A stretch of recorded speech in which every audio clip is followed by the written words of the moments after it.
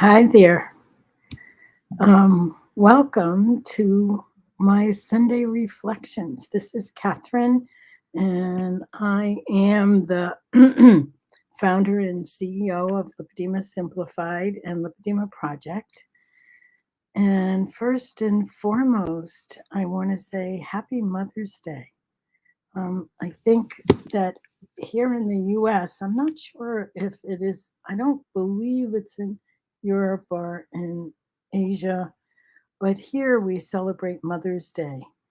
And I think it's important just to sort of link it as part of what we do at Lipedema Simplified.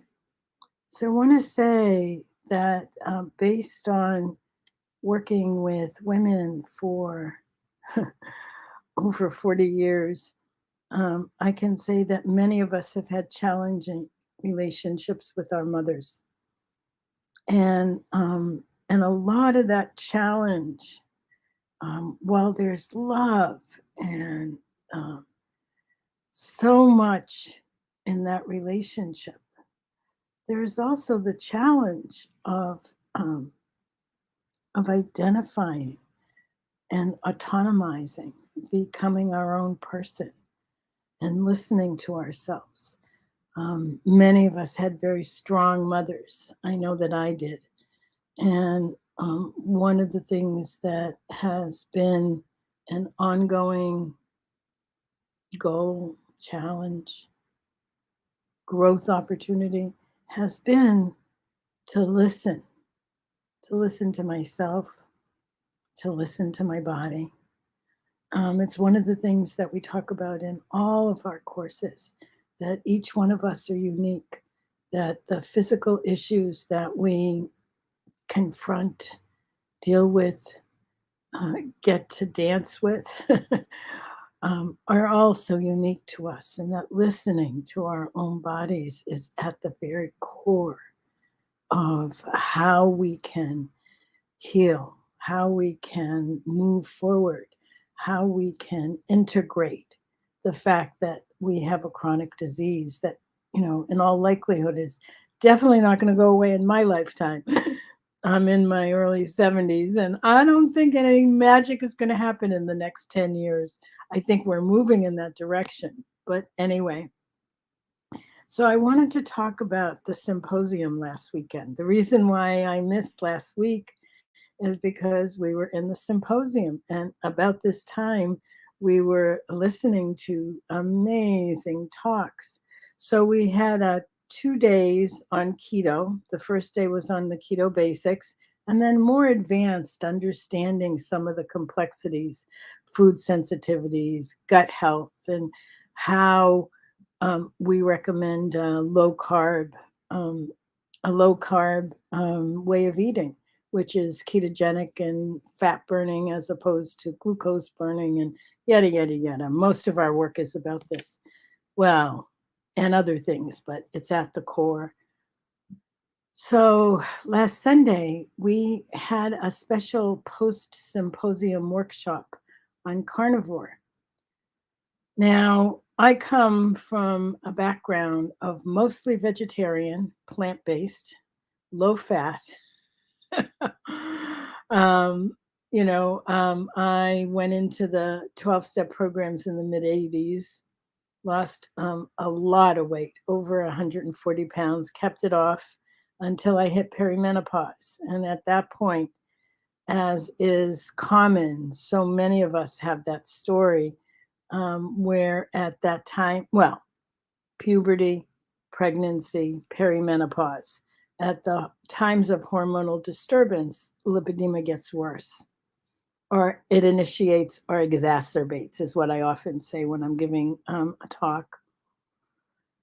And so at perimenopause, when things started to get really out of control, I gained weight no matter what I did. So, of course, I tried to do more of what I thought would work. So, you know, more greens, more plants, lower fat, all of these things to try and manage it. And, well, it didn't work.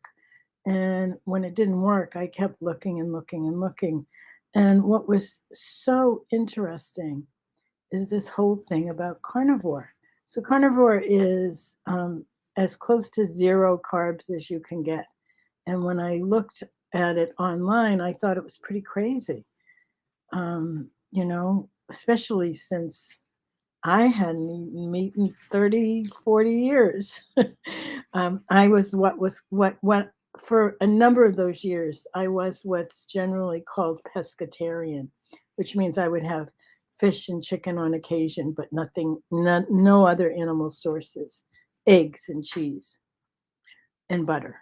Um, so when I got involved in this keto world, Leslin, Keith, and I were doing a couple of summits. We did a number of summits. I think we did 3 of them.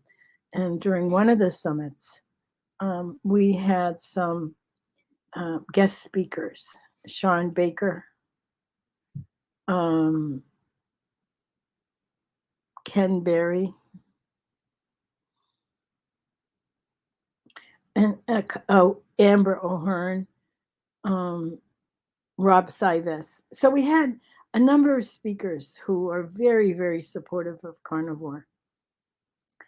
And at the time, I was having trouble with my mobility. I had an injury and it exacerbated the underlying osteoarthritis, which was a part of having lipedema. So, sort of like a domino effect. And what ended up happening is I needed a hip replacement and I couldn't get it because I had to lose weight. And that was very difficult because at the time, I had tried everything under the sun. So I remember talking to Sean Baker. Leslie and I did a really good interview with him. And I remember thinking, what the hey, let me try it. So, interestingly enough, a combination of carnivore and alternate day fasting, because around the same time I discovered you don't need to fast in 90-day stints. You can do it every other day, and there's a lovely impact from it. So, so I did, and it took a while. Took me over a year, and I lost enough weight to have the surgery, and that surgery was in September of 2019. And during that time, I found, I don't know, I mean, introducing animal sources again was a little unnerving. But anyway, when you're facing immobility, it was a no brainer. So, and it worked. But shortly after the surgery, I figured I had done what I needed to do, and I went back to my ketogenic plan, but still with lots. I'm a plant eater. I love vegetables. Some people don't like them. I do. Give me a salad, lots of greens, kale, Swiss chard, arugula, chicory. I mean, I could go on and on and on. All of those vegetables, Brussels sprouts. I'm going to go on and on. Cauliflower, broccoli. I mean, we're not talking bad things. I'm not talking about cookies and cake and candy, or even bread, pasta, rice. No, no. I'm talking about greens. Talking about fruit, berries, apples. Well, they all have way more carbs than my body tolerates. And I've known it for a long time. And it was last Sunday, as we were going through, we had Amber O'Hearn, Siobhan Huggins, Leslin, who is carnivore as well. We both started out the same time.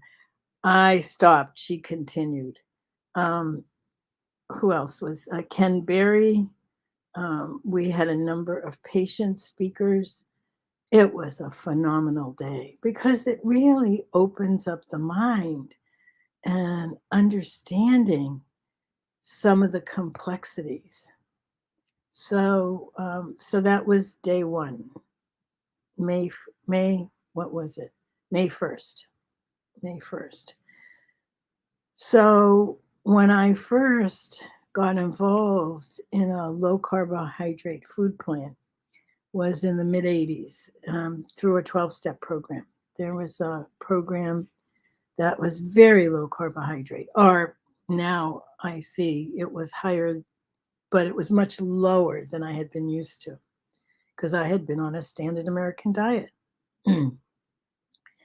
A low calorie standard American diet, but a standard American diet nonetheless before I went into 12 steps. And at that point, I went into a low carbohydrate plan.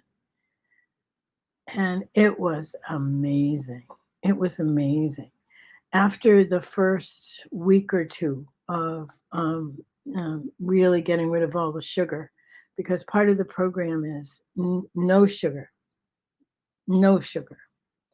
No, zero, no sugar, no sugar. That means reading labels.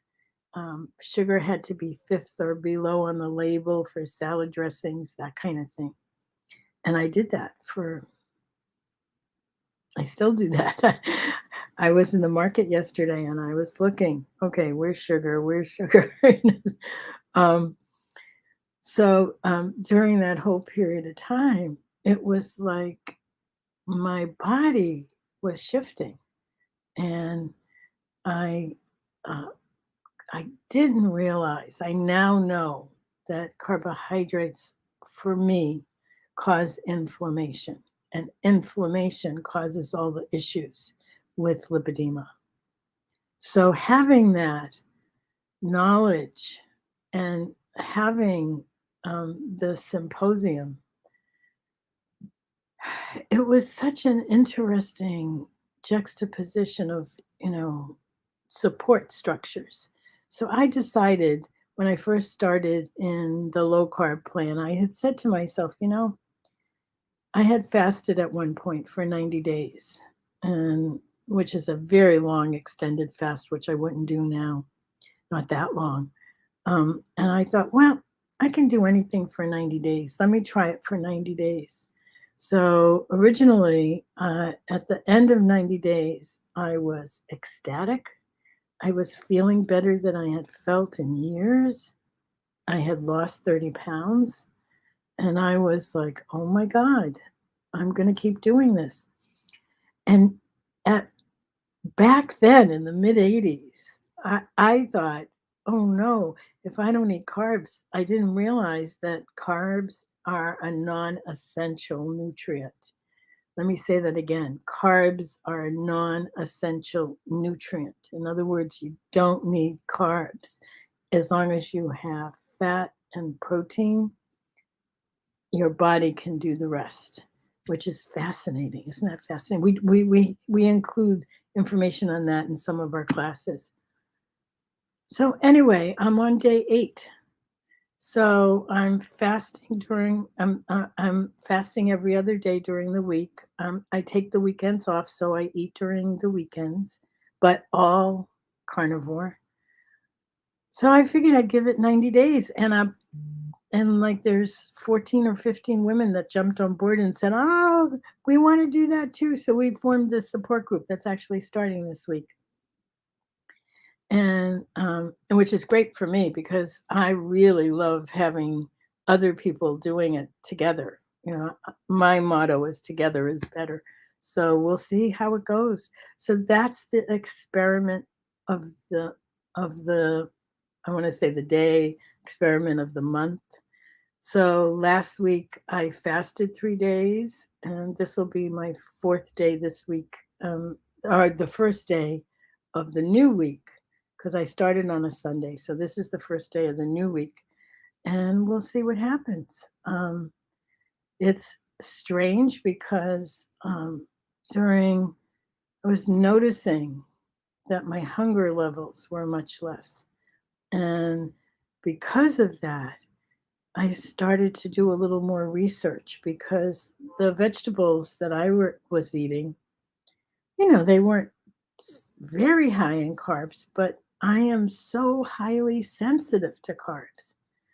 And again, I'm going to circle back, learning to listen to one's body, learning to listen to what works for you and what is going to make you feel the best, the healthiest, and to manage lipedema. And I have lymphedema as well. So that's it. That's my reflections for today. Um, I'm glad you show up every week with me. I'm so grateful that we have one another to walk through this journey. And yeah, thank you. Have a wonderful week, and I'll see you next Sunday. And as always, if you have anything, questions, comments, you want me to talk about something, just feel free to give me an email. Okay, take care. Have a great week.